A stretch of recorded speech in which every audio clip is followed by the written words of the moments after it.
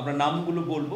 ২৪-এর গণ-অভ্যুত্থানে পেশাগত দায়িত্ব পালন করতে গিয়ে হতাহতদের তালিকায় রয়েছে সাংবাদিকও। রোববার রাজধানীর তথ্য ভবনে সেসব সাংবাদিকদের স্বীকৃতি ও সম্মাননা প্রদানের আয়োজন করে বাংলাদেশ সাংবাদিক কল্যাণ ট্রাস্ট। আহত সাংবাদিকবৃন্দ উপস্থিত আছেন এবং অন্যান্য সাংবাদিকবৃন্দ। জুলাই অভ্যুত্থানে প্রতিকূল পরিবেশে দায়িত্ব পালনের অভিজ্ঞতা তুলে ধরেন আহত সাংবাদিকরা। তো সেই সময়টাতে আমরা সেই সূত্র তুলে ধরতে গিয়ে আসলে মূলত আহত হয়েছি। সরকারের কাছেও আমরা হেনস্থার শিকার হয়েছি, তারাও আমাদেরকে বাধা দেওয়ার চেষ্টা করেছে।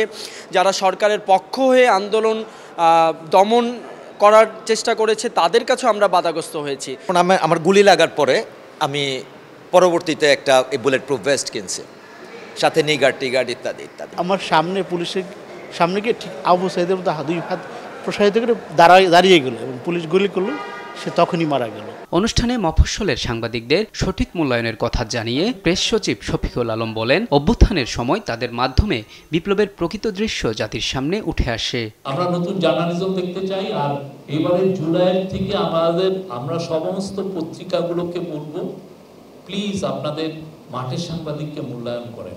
একদম মাঠের সাংবাদিক, মফস্বলের সাংবাদিক, রাস্তায় দাঁড়িয়ে যে ছবি তুলে সেই সাংবাদিক, তারা এই বিপ্লবের সাথে ছিলেন এবং বিপ্লবটা সফল হয়েছে।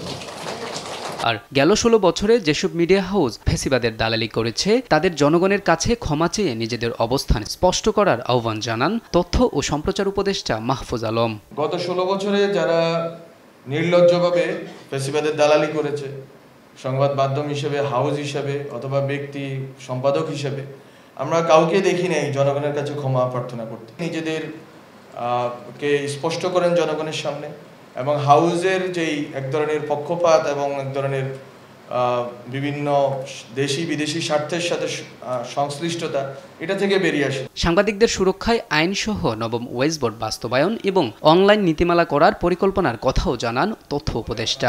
9th ওয়েজ বোর্ড বাস্তবায়নের কাজটা আমাদের সময়ে শেষ করে দিয়ে যাওয়া। মোহাম্মদ আলাউদ্দিন, দেশ টিভি, ঢাকা।